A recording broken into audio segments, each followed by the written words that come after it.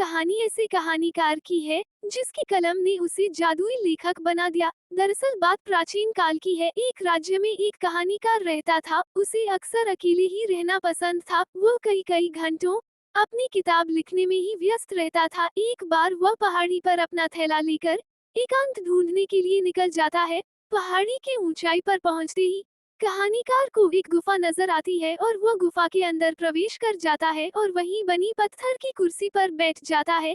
कुर्सी पर बैठते ही कहानीकार पवित्र आत्मा की तरह प्रकाशित हो जाता है और उसके चारों तरफ रोशनी की तेज चमक बिखर जाती है। लेकिन वह अपनी ही धुन में कहानी लिखना प्रारंभ कर देता है और कई घंटों तक कहानी लिखता रहता है।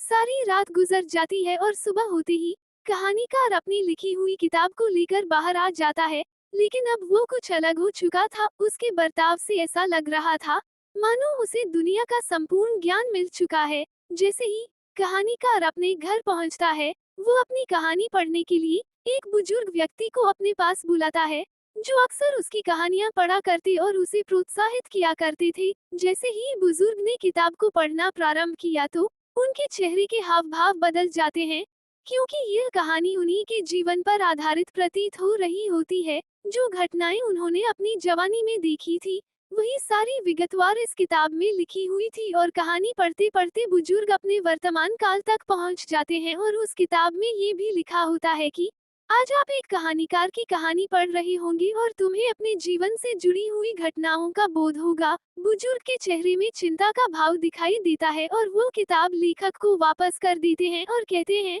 इस किताब में तो तुमने मेरी ही कहानी लिख दी है।